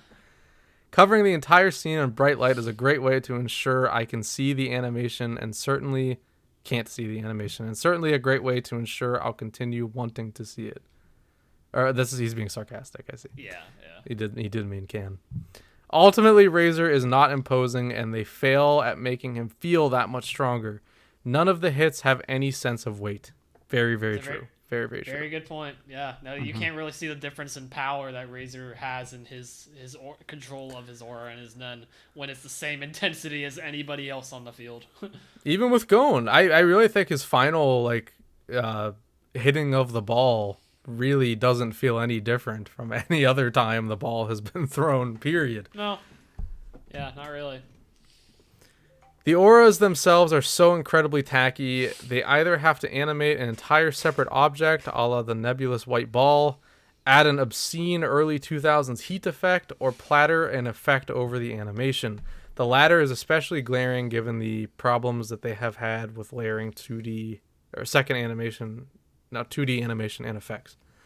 I mean, the glow of the ball when Razor has the final spike stuck to his hands at the end is so obviously not on the same plane, it's comical. The bright glowing effects simply just look awful. Couldn't agree more. Yep. No notes really. I just agree. The scene where all this is most evident is the classic 3-man reception of Razor's spike. Yeah. Yeah, I know, it's insane. The build-up for this is horrendous, being crammed into the last moments of the previous episode, mere seconds after Hisoka's failed bungee gum usage. No time is spent wailing in the increased stakes and insurmountable challenge in front of them. They immediately have an answer. I'd argue this is one of the defining scenes of Hunter x Hunter, and it was treated so utterly crappy. The oscillating woodwind sound is wholly inappropriate for the scene it is recapping. Visually, the properties of Nen in this version work against every intended storytelling element of the series. Between the bright lights and the Nen itself, the characters and their actions are nearly entirely obscured by the collision. You get no sense of tangible evidence of what is occurring, merely two fluorescent objects colliding in a vague shape. Yep. Mm-hmm. Yep. By virtue of the methods they use to present Nen, the only knob they have to turn... Oops, I lost my place. To represent power is to turn up the intensity of the brightness. So in turn, we see nothing. No give or take, no squash or squish, no straining or response. A boring image of two glowing, digitally imposed balls. There is an instinct to blame this on the digital transition, but they clearly already have a repeated behavior of obscuring key information behind light or shadow. Hey, that's true. Even before they had digital animation. That's a good point. Yeah. You're right. You're spitting. Didn't think of that. Ultimately, the complex idea of how they actually caught the ball is borderline untenable. Untenable. Yep. Okay. From a visual aspect because of this translucent presentation of the material. Comprehension is a visual medium. Comprehension in a visual medium is kind of the norm, but they have to come in with a voiceover as the only way of presenting what they did. Yeah. Even then, it's so closed in and still difficult to see. This is actively hostile to the comprehension of the intended events. No, absolutely. Yeah. 2011 did it right in kind of showcasing what they were even doing in the first place to receive that ball, and you could get it immediately, like what was happening basically. But because they obscured literally like everything happening behind the sun exploding, it just doesn't work. It just breaks everything. So I couldn't agree with you more there. This is always, whenever people talk about like, I want anime adaptations to be as faithful as possible. This is what I imagine people want, and they don't even realize that that's what they're asking for. You cannot adapt every single panel. Manga and anime are completely different mediums, and people need to understand that. You don't need all of the explanation that happens in manga. It's there in manga because it can be. You do not have to read every page. Or not, you do have to read every page, that's pretty important. But every panel isn't exactly necessary, and that's especially evident in Togashi works, because he loves to over-explain things, but I think he's very good at indicating when something is important versus when something is just a thing he kind of wanted to tell you about and not wholly crucial to the plot. But if you Yeah. try to adapt every single one of his Togashi-isms to animation, you're going to end up with a product like this, where it's just people doing something and then talking about it for 5 minutes. That's not how you want to do an anime. You want to do it like 2011. You want it to be fast-paced, don't break the pacing, explain stuff when absolutely necessary, but overall, show, don't tell. That's what an anime adaptation should be. And in recent examples, I think JJK Season 3 is a perfect example of that. They cut out a large chunk of explanation that happens. It's still there. It is still there. But it's done through narration, and it's while things are happening. So it kind of emulates the you don't have to read it aspect to it, because you're literally looking at it as it's explained to you. So you could just not listen. It doesn't matter. You can just watch it happen. It's not perfect, but I think it's a better example of adapting explanations. No, you're spitting. And I think that kind of approach is part of what makes that such a fantastic anime adaptation too, right? So like we want to look towards works like that as like good examples of show don't always tell, right? Obviously not it is a little unavoidable sometimes if it's like literally only explanation and exposition. Like I struggle to like think in my mind how they're going to animate like the Rihan explanation if they ever get to animating Succession War. Yeah. Like, as an example there, like okay, you probably just have to like just dialogue dump there, right? But yeah, I don't know. Like I hope you get the point that I'm trying to make here. Think about sorry to go back to JJK again, but they are very similar series. But the explaining the Culling Games episode. Yep. They made that was all talking. That was literally 23 minutes of explaining rules, but they made it visually interesting. It's possible. And within Hunter x Hunter 2011, Netero versus Meruem. That fight it's probably like 50 to 60% narration, but it works. You do not feel it at all. You are locked in and feeling every breath that the characters are taking, but you're still being told what's happening. Yeah, so now take Meruem versus Netero and encase that in a giant ball of light and then have an explanation detailing their actions after Netero dies. That is what is basically... Exactly. You hit it right on the head. That's exactly it. That's what they're doing here. It ruins it. It's not what you want to do. Yeah, so... That was a very good point all around there, insert name, that I 100% agree with. Yes. So on that note, I'm going to move over to the next half, the last half of insert name's comment here. As I briefly discussed in my stuff from episodes 5 and 6, Hisoka has no personality here. But not only is this a function of what they have done here, but the complete and utter failure to establish his manner of fighting and the character of his combat. Nothing he does here feels in character for him because it was never established. We have seen him barely use bungee gum, and his trickery was poorly established and certainly is briskly shunted from the screen as swiftly as possible. Hisoka overall, I think, is a big letdown in 99. That's been pretty consistent. Except for, I still think, I'll fight you to the death on it. I'm still not letting it retroactively make my opinion lesser. I think he was awesome in the Hunter exam. I really do. But yeah, after that, yeah, I don't think they've really given him the respect he deserves, especially Heaven's Arena. Good lord. That did a lot of damage for my perception of the character going forward. It did. Yeah, I feel you. Yeah. The direction here is static and robotic, moving left and right and up and down, but not actually finding interesting perspectives or presentations. The one interesting shot we get is a perspective shot from Garenu where they just turn the focus down. That was less than pleasing. I don't know, it was kind of cool.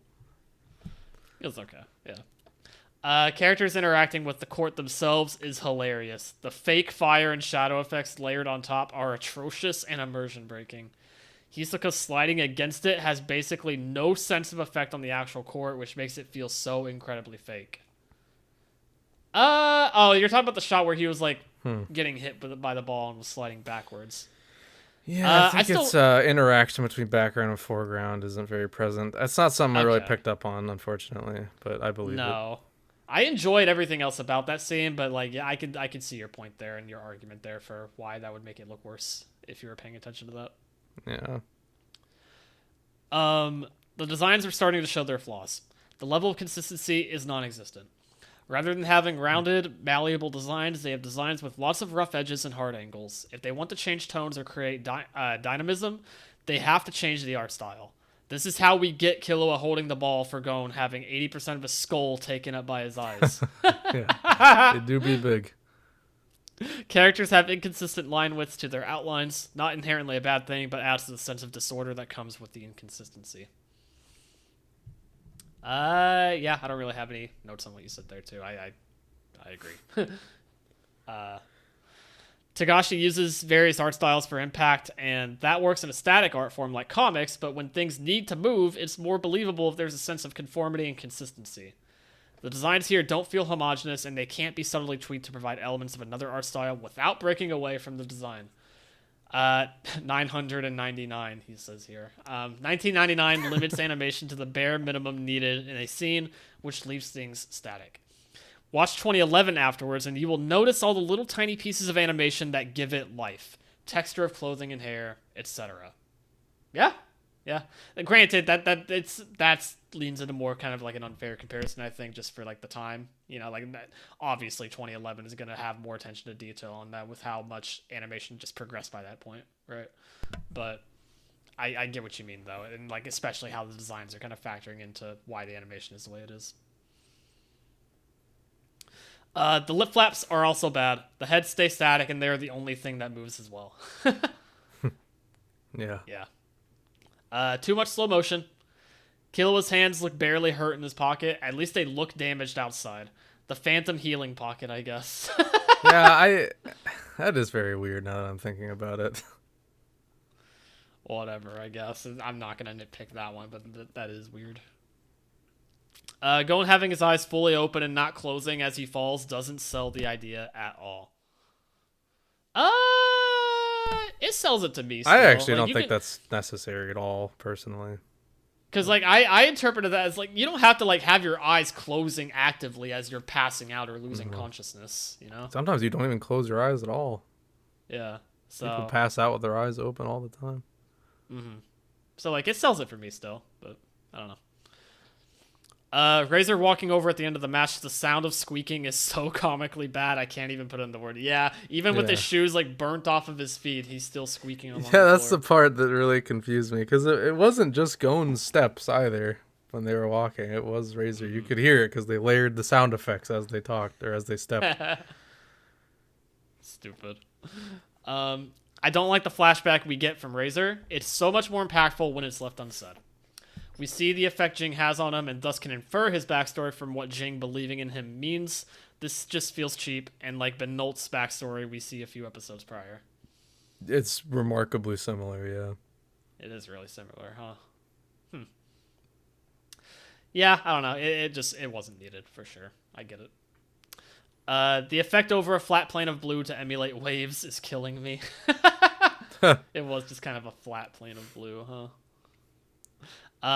Playing the patch of shore cutscene so straight and without ambience is not helping it. Yeah. I mean, I think that's part of the joke though, in a way, but maybe it's not. I don't know. Maybe I'm Who knows? thinking too deep into it. Yeah, thank you for the comment this week, insert name. Very happy to see that after missing you last week. That was a very sad week. By the way, check out his on the community post. He did post his thoughts for last week. If you want to go check those out, we will not be reading them here because we do not have the time. But appreciate that. I'll read them after this. All right, next up, Fillard Millmore. Usually, I write my notes on both episodes before I develop the final comment, but this time I'm just gonna get episode 7 out of the way, especially since I got to go to an interpretive dance performance in an hour. Hell yeah. I sure hope you guys don't completely switch up your opinion on the OVA this week because I've fully reached the point where I can contribute some frustrations. I generally give a lot of leeway to this OVA because I find it funny, but it felt like an eternity getting through these. Listen, I know we said these episodes were like okay-ish, but like don't get me wrong, we are frustrated for sure with yes, we are. I don't know how. I don't remember exactly how harsh or not harsh I came across, but you got to also remember that the bar is in hell, especially after Yeah. last week. So like, I really, comparatively, I thought these episodes were fine, but they're still not good. They're just whatever. They're frustrating and mediocre, but there's just yeah. something there. There are enjoyable parts. Just some clarification there before we read the rest of this, in case you're thinking that we maybe came off positive, or more positive than negative in our discussion. Because while we did like some stuff, there was I think the negatives definitely kind of weighed everything down to a significant degree. Mm-hmm. I had a note about Garenu's gorillas, but who cares? I also posed the question of whether or not Garenu is town hall level with no prep time, and I low-key still want that answered. Town hall level. Town hall level. Is this a power scaling term? It might be, because I'm not familiar.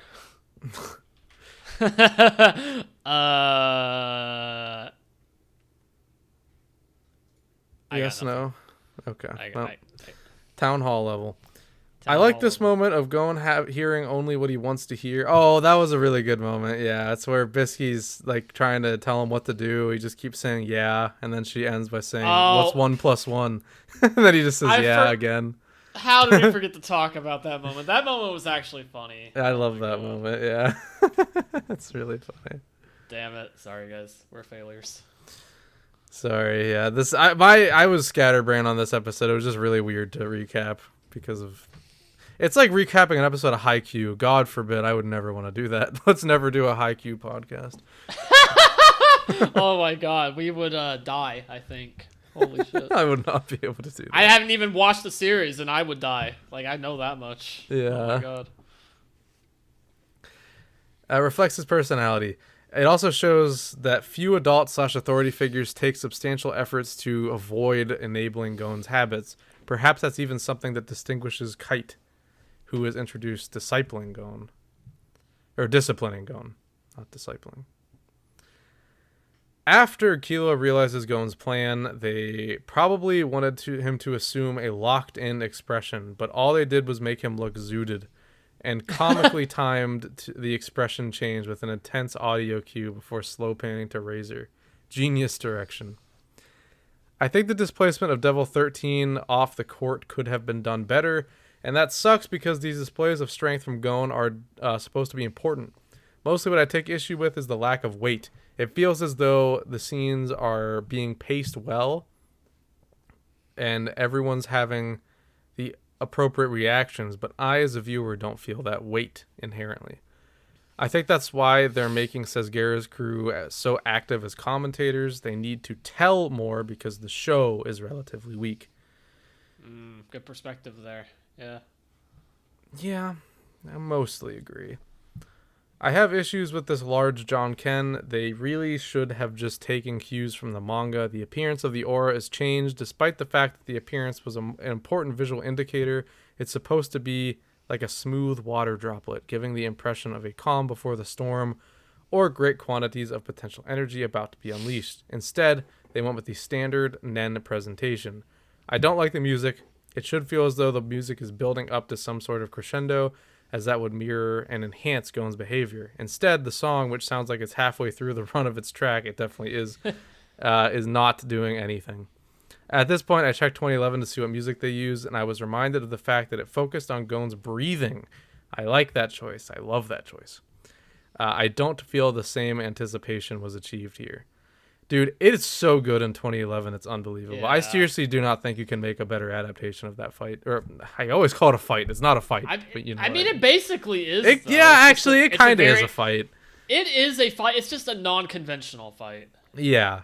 It's a battle. It's very unique. That's what makes it fun, you know? Yeah.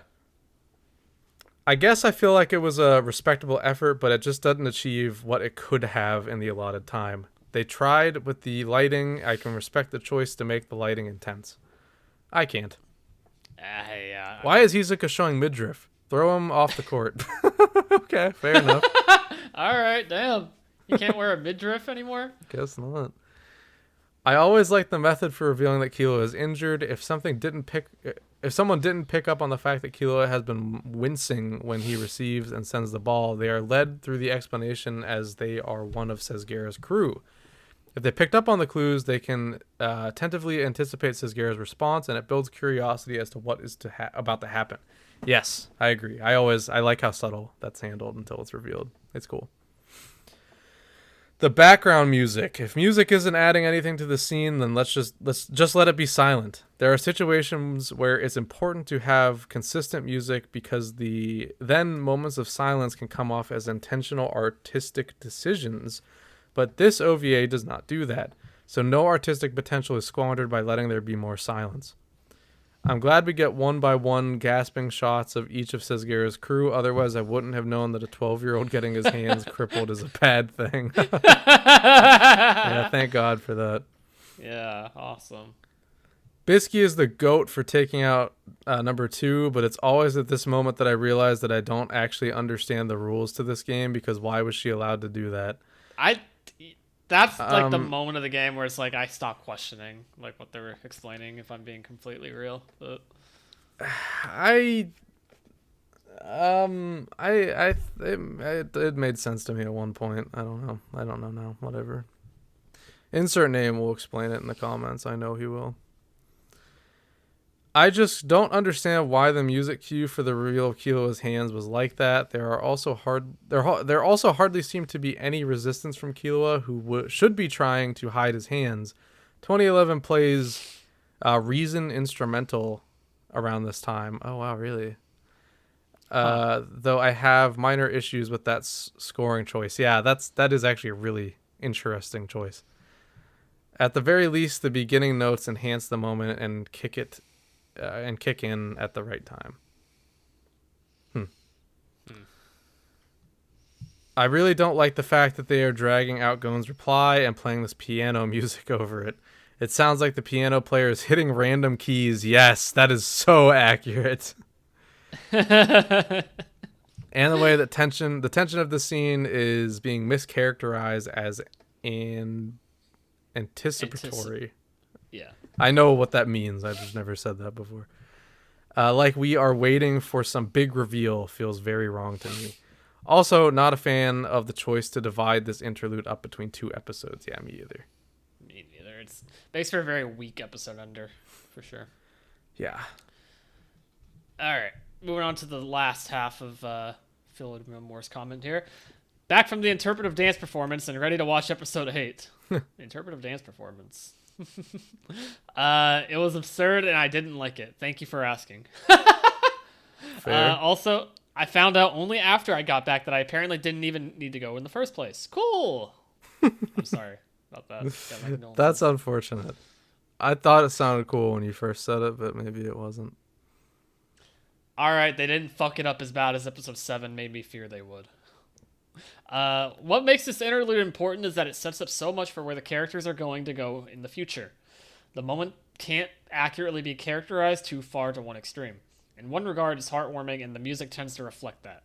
Killua is being reaffirmed with the trust that Gon has in him, and they are both motivated to overcome an obstacle with each other's help. Very much a power of friendship moment, and I don't mean that derisively. I've never seen that word before. On the other hand, Gon is hurting Killua, and he knows it. Killua's request that Gon let him continue assisting comes off as emotionally charged, like he's really invested in what Gon's response will be, more than he maybe should be, given the circumstances. Killua wants to be helpful to Gon, and getting hurt wouldn't be a red flag in his mind because that's completely normal to him. Neither of them have the experience to understand what teeters into unhealthy territory. Another key aspect of this moment is that it highlights an inherent imbalance to their dynamic. Gon would make the same sacrifice for Killua if Killua asked. The issue is that Killua would likely not ask. Their priorities are different, and it's not a moral failing on either end, but just a difference in personality. I personally get the sense that the feeling Killua got from Gon's affirmation here is what he was so crushed by being denied during the encounter with P2. Rather than being told that it had to be him helping Gon, he was told that the matter doesn't concern him. The stakes are not nearly as high in this moment, but the same desire to be of assistance to Gon is at play here. It communicates all that, while the surrounding contextualizing scenes feature Gon's ability to be consumed by ambition.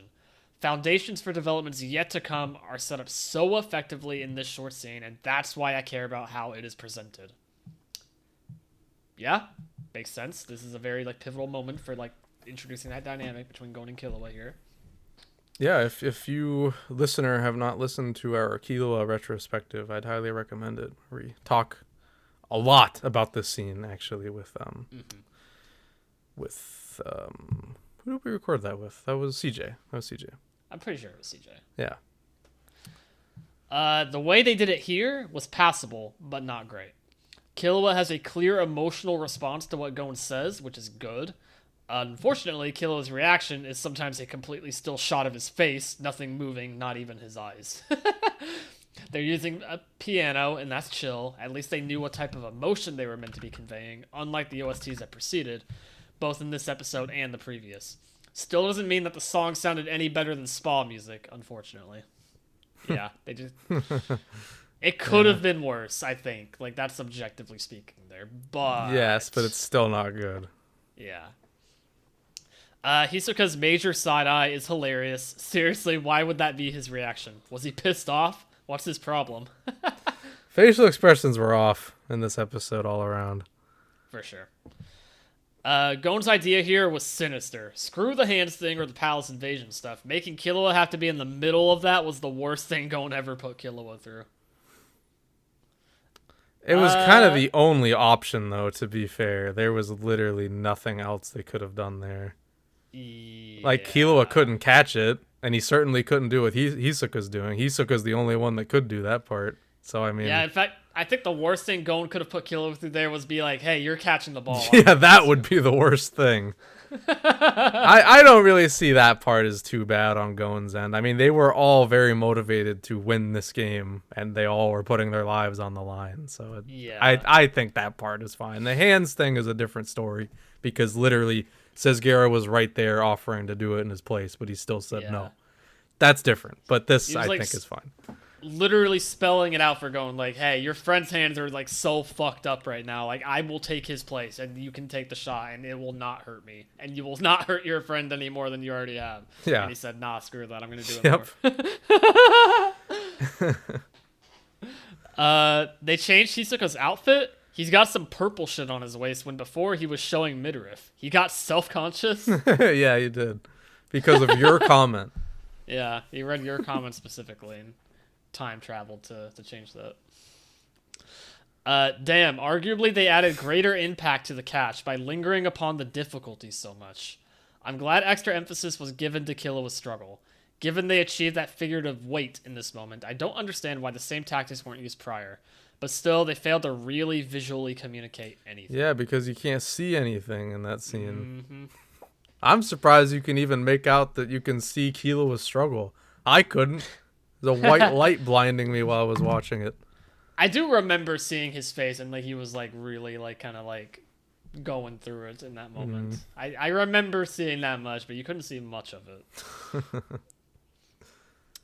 They are so married to this Nen sound effect, they refuse to switch it up for something that indicates any more. That's so I see true. that the aura is changing shape, but it's so hard to really notice given everything else about its presentation is so standard. Yeah. If Razor just called Gon a monster, I feel as though they should have felt comfortable committing to the use of an intense or even menacing track. That's a good point. Yeah. It's very true. That's a pretty That'd good be point what there. a good director would do. Mm-hmm. Oh my god, was the person who scored this anime deaf, or am I insane? Holy shit. It's true. To me, all these choices are laughably bad. I said blad there, I think. Jesus Christ. I'm getting tired. Blad. Maybe I have the non-existent audio version of colorblindness, so all blue music sounds red or something. Maybe the guy in charge of the score had the audio equivalent of shrimp colors, and my hearing just isn't advanced enough. It's possible. That, or the scoring is terrible. Also very possible. I think it's that one. Just a hunch. At first, I thought they were making a joke with the triumphant music that played when Gon seemed to be preparing to volley the ball back Razor's way. Instead of doing something comedic, like cutting the music out to emphasize the subversion of expectations, it rather just kept playing over a hard cut to Gon passed out on the floor. Was I not supposed to laugh? That's so true, actually. Yeah, they don't give you a moment to be like, oh shit. It just keep going. No, yeah, just standard business as usual. It's like, oh, okay, I guess that's happening. Usually I wouldn't make a visual critique this specific about a minor character, but they really messed up drawing the jaw of the Subo of Coast Woman to the extent that I'm genuinely wondering what happened. I didn't notice. I didn't. Maybe it was because I was kind of like checked out of the episode by that point for the most part, but I don't know. I didn't notice that either. Why we're going to kill his reaction to the woman transforming into a card, beautifully animated. Admittedly, also didn't notice that. No. Oops. Strangely, I noticed a lot of high quality animation at the very end of this episode. I really don't understand why that would be. Again, I really want to emphasize genuinely. This is a true opinion of mine. I think this episode was well animated for the most part. But I really think they just threw so many effects on top of it that you can't even tell that it's good animation during the like key parts. Seriously, I really do think that. Maybe I'm wrong. That was my take on it. Because whenever the lighting effects weren't ridiculous, I actually thought this episode looked pretty solid and consistent. So, I don't know. Make of that what you will. Maybe I'm wrong. In any case, thank you for your comment this week, Phil and More. We appreciate it. And lastly is from Magitech, who also returns after an absence. Oh look, a brand new opening. No new song, but at least the visuals are different and far better than the borderline placeholders that we had before. Placeholders is a good way to look at that, yeah. Yeah. It lasted way too long, but did feel like placeholders.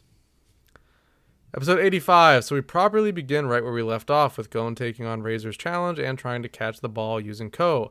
It goes as well as you'd expect. I've always loved how this literally rocks his boots off. The small scene of Garenu and Killua killing time by passing the ball to each other has always felt kind of weird. It doesn't really apport much except maybe being a reference to Captain Tsubasa. Having said that, I like how in here they use it to show Garenu frustration bubbling up till he can't take it. Yeah. I've always liked Garenu's skill. I feel it's rather underrated, especially their secondary skill. The white ape can change places with him, while the black ape can change places with someone else. The animation is still not great, especially when compared to 2011, but at least it's more passable than last week. Yes, that was my big takeaway too. Yep. But last week was just like rock bottom. I don't know what happened. Also, and this is a non sequitur, but please tell me I'm not the only one wondering over that Grim Reaper cat. Yeah, the cat / gym mascot. I kept noticing that. I don't know. I don't really have anything to say about it, but I did notice it a lot. We see on the wall sometimes. It feels so specific, like it's a reference I don't recognize. Yeah, I wonder. I don't know. Just a random ass Grim Reaper cat. I like it though. Yeah, it's fun. In any case, Biscuit gets out and Gon's back in as he said he would, and he has a plan. I've always loved this moment thematically because it does showcase not just his raw power, but the training that Gon has gone through this arc. That enhancer training, the one about crushing 1,000 rocks per day, like Killua said, it was all about enhancing the rock with aura at the moment of impact, and that's just what Gon is doing right here. Without all that training, that ball would have just popped at the moment of impact, just like all the rocks did during their training. Hey, how about that? You're right. Yeah, wow. Also, I do kind of like the moment when 13 catches the ball. There's some good inertia and weight with him being flown away by the impact. I'm not actually sure if I agree with that, but it was alright. And for the second shot, Killua says to aim at Razor, probably catching up to how much damage he's taken by this. Knowing his hands can only take so many shots, they have to end this quick, and so Gon punches and Razor bounces. That's a good way to look at that. That's definitely intentional for sure. Yeah, Killua just trying to rush it along. Yeah. The face of amazement Gon makes immediately as it happens. It's such a quintessential Gon moment from what Hanzo said in the exam, how he broke his arm. A second later, it was like he already forgot about it. Or what Zeppile said, especially here in 99, when trying to sell the treasure from their ancient piggy bank, and Gon can't hold his enthusiasm and starts asking the guy that's trying to lower the price. Gon just let himself be amused even when the source of it works directly against him. Yeah. Okay, I've spent too long talking about the scenes that people don't really care too much about. Let's move on to the one that gets a lot of discussion. The confrontation about Killua's hands, and even though this batch has had a good chunk of censorship, the depiction of his hands remains painfully faithful. I'd have to look back. Some claims that it's a showcase of Killua's devotion towards Gon and being behind him, even when it hurts. Others, that's a show of Gon's selfish behavior. It's both. It is both. In my opinion. It's interpretive, obviously. Disregarding his friend's well-being when searching for his own gratification, and others yet see it as a show of Gon and Killua's friendship, them being on the same page, of Gon's absolute trust on Killua and Killua's unshattering belief in his friend, both of them putting it all on the line in each other's hands. As for me, I don't think there's a right or wrong answer here, only perspectives. Yeah, it's a very... I mean, there's a reason that scene is so often and frequently discussed. It's because there's a lot you can get from it. Yeah. It's a very nuanced just scene in general, with a lot of layers happening, and unfolding there. So, okay. I was completely misremembering Killua's hands. Yeah, no, that is what they look like. They're bruised. Oh, wow. Okay, so 2011, upped it from the source material then. Right? No, it's the same in 2011. It's the same in 2011. I thought you were talking about the manga. No, I am. Okay. It's the same all across the board. They do it the same way every day. Yeah, they're all big and bruised, and that's it. Okay. What am I thinking? I might be thinking of Gon later in this arc. Or no. Somebody at some point in this series gets the palms of their hands ripped off. I don't know where that is. And I just assumed it was here because it just made sense, but I'm struggling to think of where that. But that's ringing a bell, right? Yeah, kind of. I don't know. When I think of palms being burnt off, unfortunately, the only scene that comes to my mind is JJK with Toto. So. Oh yeah. Yeah, that's the only thing coming to mind now. That did happen. Maybe it was inspired by Hunter x Hunter, as a million other things are in that series. Yeah. I don't know. Let us know in the comments if you know what scene we're thinking of. Yeah, please do. Last half of match text comment here. Episode 86. Okay, some of what I said bleeds into the start of this one, so let's skip to the good part. It's the high of the game, and Razor prepares his ultimate attack, and our team answers with... I have no idea if this has an official name or a fan name, so I'll just call it the Voltron Formation. It's like some Pirate Docking 6 territory there. Joining their strength to withstand the onslaught, and outside bungee gun being blindly bright here. I think it looks good. Probably one of the best scenes of this batch so far. All right, let's calm down now. Okay, no, it probably would look good if we could see it. Behind the effects, I keep wanting to emphasize this. Behind those shitty effects, I think there is a good scene there. We'll never know, though. No. That deconstruction analysis from Razor, post-catch, it's always so satisfying, especially for Killua, being the backbone of the team in more ways than one. As well as his and Bisky's exclamations about those two monstrous abilities. Togashi always likes to showcase how power and potential are as amazing as they are frightening, as we'll see on the Juggernaut that's the following arc. Yeah, good point. Mm-hmm. So we get to the final showdown, and expecting a few hiccups here and there, and except for a few hiccups here and there, it looks nice overall. Particularly Razor trying to catch the ball after Hisoka bounces it back was nicely done. Also, Hisoka just casually going, oops, looks like it broke all of my fingers. It's in the manga too, but here it is much more front and center. I wish 2011 included it as well. It's such a small scene, but it really does add to the whole thing. Yeah, I really like that moment. It's funny. Just a good characterization moment for Hisoka. Mm-hmm. It's like, oops, there goes my fingers. Yeah. So now we go to Razor's backstory. I won't say much since we had a character retrospective not too long ago, but I will add young half-blonde Razor is manga accurate. Wow. Okay. Dog shit design across the board. Awesome. Yeah. The rest of the episode is what you'd expect, so I'll conclude with something I wanted to say last week. I really like Sesgera's moment after he gets hit. In a way, he's similar to Killua, both suffering from the same shortcomings, being too cautious.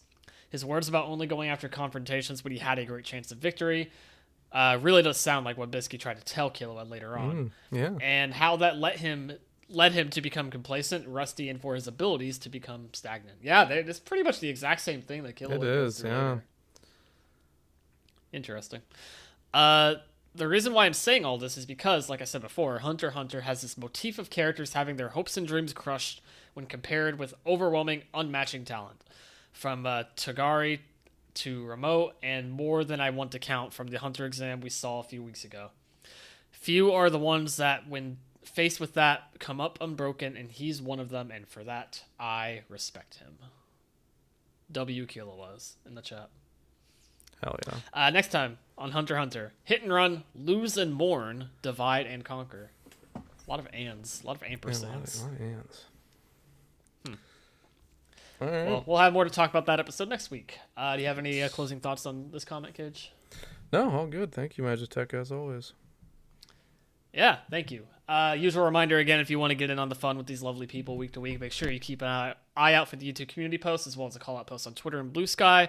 And, of course, you can still email us if you so choose at hunterassociationpod@gmail.com.